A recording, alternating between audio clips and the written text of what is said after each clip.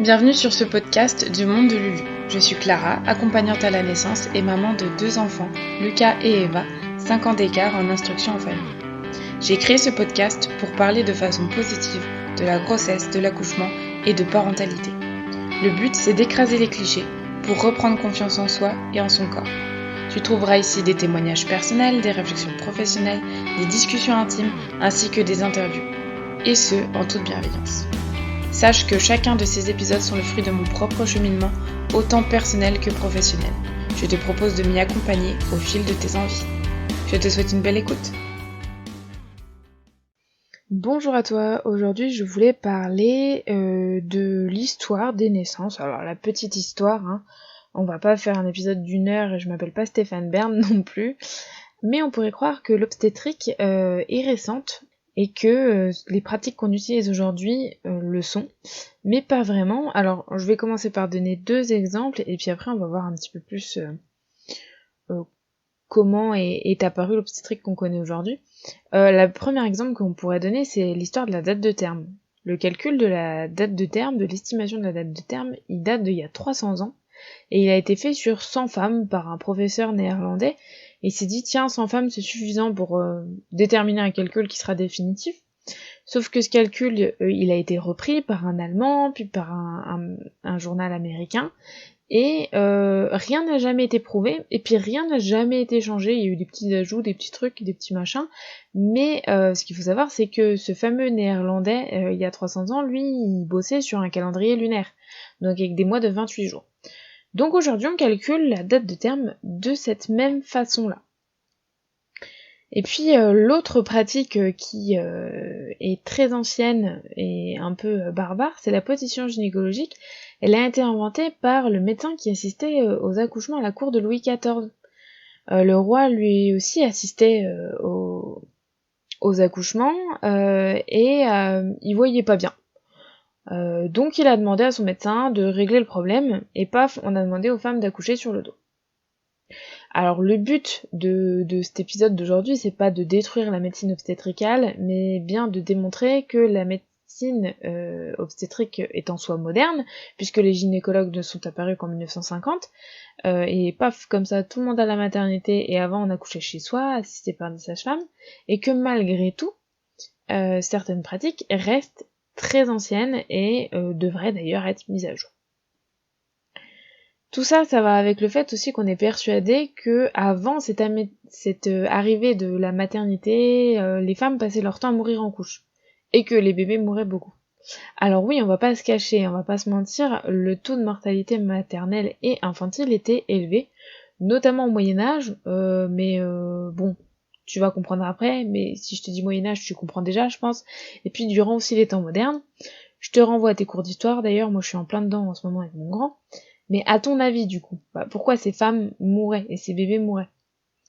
Simplement parce que tout le monde mourait. Alors c'est bizarre dit comme ça, mais en fait le taux de mortalité était déjà très élevé, les gens mouraient déjà très jeunes, et pas que les femmes en couche et pas que les bébés.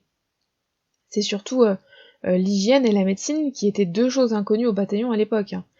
Au XVIIIe siècle et au XIXe siècle, il y a eu les prémices des gynécologues, qui étaient les médecins accoucheurs, et qui charcutaient les femmes pour leur éviter de mourir. Je te laisse imaginer ce que ça peut faire une septicémie sur une femme qu'on césarise à vif. Voilà, au final, ces médecins-là faisaient plus de mal que de bien aux femmes qui accouchaient. Et c'est ça qui a beaucoup changé la donne en fait aujourd'hui. En gros, en très gros, c'est se laver les mains et les vaccins. Et puis la simple hygiène de vie alimentaire, ça change beaucoup de choses. Simplement, au cours du 19e et 20e siècle, on a fait des découvertes majeures qui permettent à tout être humain d'avoir une meilleure santé qu'à l'époque, et puis surtout aux femmes enceintes de prendre soin d'elles, de prendre soin de leur corps et de prendre soin de leur bébé aussi. Simplement, voilà, les quelques règles, les conseils qu'on met en place quand on est enceinte, le fait juste de se laver les mains, de laver nos fruits et légumes, il y a plein de choses comme ça qu'on fait, même des actions qu'on fait tous les jours sans forcément être enceinte et qui font que aujourd'hui on peut rester en bonne santé, et l'hygiène alimentaire rien que dans nos magasins, etc. la chaîne du froid, enfin bref, c'est plein de choses qui font que aujourd'hui on a des informations qu'on n'avait pas à l'époque et qui font que non seulement oui les femmes enceintes meurent moins, mais les personnes de manière générale, les êtres humains de manière générale meurent moins. On voit la différence aujourd'hui avec nos pays, les pays pauvres, les pays moins avancés. Ils ont des moins bonnes conditions de vie, des moins bonnes conditions d'hygiène, et oui, forcément, il y a des taux de mortalité plus élevés, et les taux de mortalité maternelle et infantile plus élevés. Ça veut pas dire que c'est leur accouchement et leur façon d'accoucher qui déterminent ce taux de mortalité-là. Et puis justement, on parle de mort infantile, mais en fait, on parle pas forcément de mort née ou à la naissance. La mortalité infantile, c'est jusqu'au 1 an de l'enfant. Donc tu comprendras aussi que la malnutrition pouvait faire partie des gros facteurs de risque, et fait aujourd'hui encore partie des gros facteurs de risque chez les enfants, notamment dans les pays en voie de développement, comme on le disait. Mais bon, bien heureusement, les maternités sont arrivées. Alors bon, je rigole, hein. C'est pas... On sait très bien que la médecine a progressé, c'est super aujourd'hui qu'on puisse accueillir les femmes qui en ont besoin, de connaître les pathologies, les soigner, etc. Mais en fait, on est arrivé dans un cercle vicieux. Aujourd'hui, on sait plus rien faire sans cette médecine obstétricale, sans que, dans nos têtes, aujourd'hui, c'est culturel. On accouche à la maternité, même quand tout va bien. Et moi, la première, je pensais que c'était comme ça, et on est beaucoup à avoir dû évoluer sur le sujet, mais ce serait pas forcément un problème d'ailleurs, si les pros étaient formés vraiment tous à la physiologie de l'accouchement, et permettaient aux femmes une expérience vraiment intime, calme et personnalisée. Alors, pour le personnaliser, on va vite rentrer dans le débat politique, donc on va l'éviter aujourd'hui, mais voilà, tu comprends bien qu'aujourd'hui, on a un problème de connaissances et de formation auprès des professionnels. Encore une fois, c'est très bien qu'ils soient formés à la pathologie, mais aujourd'hui, on ne veut pas juste éviter la mort, on veut aussi favoriser le bien-être mental et physique des personnes. Et ça peut passer par le respect de la physiologie. L'autre problème, c'est aussi l'autre problème de l'arrivée de la maternité, ça a été aussi la place des pères auprès de leurs compagnes le jour de la naissance de leur bébé. Comme en 1950 et 1960, le patriarcat était déjà bien ancré, hein, tu connais, hein, la gynécologie c'était un milieu d'hommes, et encore un peu aujourd'hui d'ailleurs, même si ça tend à changer. Un papa qui voulait se faire une place dans la salle d'accouchement, c'était compliqué en fait, il devait faire face aux gynécos qui souvent n'acceptaient pas en fait, trop peur de se faire piquer son rôle de mâle dominant en gros.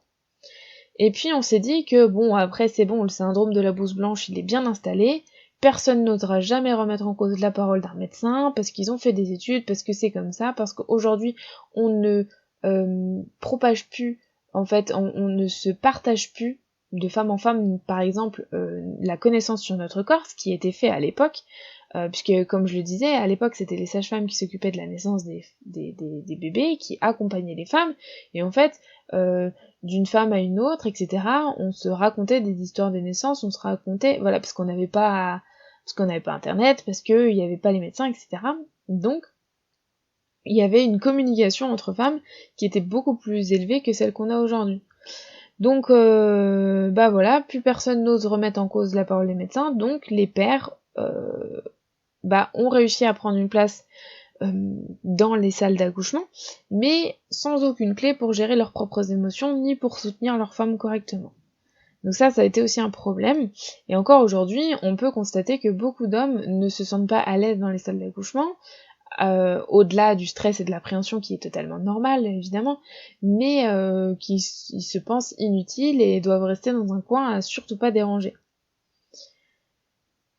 Et puis, autre avancée, on peut parler de l'arrivée de la péridurale. Elle a été inventée en 1921, donc tu vois, ça a à peine 100 ans, c'est un peu plus de 100 ans. Ça a été plébiscité en France surtout à partir de 1994. Alors avant, elle existait déjà, on pouvait déjà un peu la prendre, mais à partir de 1994, la Sécu a commencé à la rembourser. Donc, je veux pas non plus cracher sur la péri. Je pense que si tu connais mon point de vue, si t'as écouté l'épisode 18 sur le sujet, d'ailleurs si tu l'as pas écouté, je te conseille d'y aller. Mais la péri est loin d'être une pratique anodine et ni féministe d'ailleurs, hein. Et là, je te parle vraiment de sa pratique systématique. Elle rend les femmes passives, inactrices de leur accouchement, donnant tout pouvoir aux médecins qui aujourd'hui ne savent du coup pas gérer les accouchements sans péridurale. Alors, je suis désolée, mais quand on doit accoucher allongé sur le dos, les jambes écartées, pour que les soignants voient bien, sans boire, sans manger, pendant des heures, etc., on voit bien en fait que la péri, elle sauve pas de la douleur de l'accouchement, mais de la souffrance de l'accouchement médicalisé qui a commencé à avoir à partir de 1950-1960, où, enfin voilà, moi, ma maman, elle est née en 1952, elle me racontait, quand elle a eu son premier en 1972, on allait accoucher dans les maternités qui étaient occupées par des bonnes sœurs, on était obligé de rester allongé alors qu'il n'y avait pas la péridurale, voilà. Et puis on faisait plein de pratiques un peu barbares, tout ça, qui aujourd'hui existent moins, mais qui malgré tout a laissé des séquelles sur les conditions d'accouchement et sur le fait que aujourd'hui on surmédicalise l'accouchement.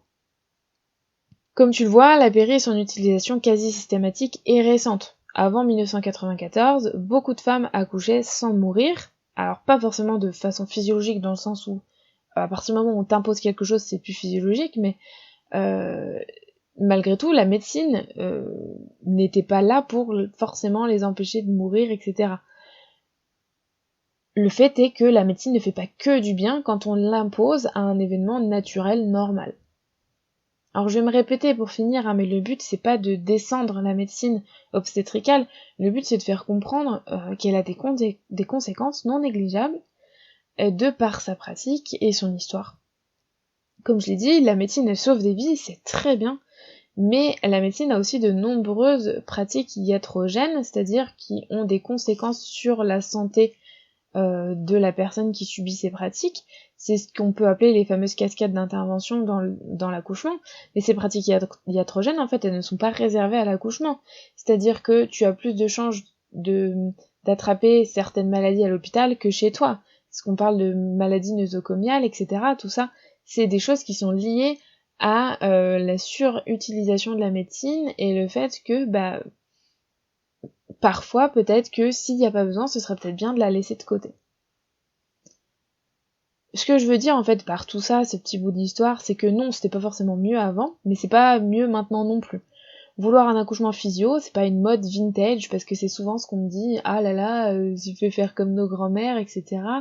Moi, en fait, j'aurais bien aimé faire comme ma grand-mère, la mère de ma maman, qui a accouché 7 fois à la maison chez elle, entre 1935 et 1955, et elle n'a jamais eu aucun problème lors de l'accouchement ou lors de ses suites de couches.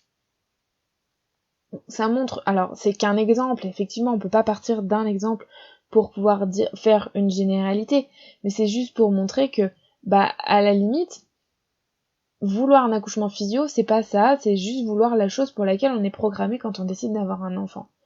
Quand on décide d'avoir un enfant, on fait confiance à la nature, alors hors cas spécifique de maladie, etc. Mais encore une fois, on parle de quand tout va bien, on décide de faire confiance à la nature pour que l'embryon se mette en place, etc.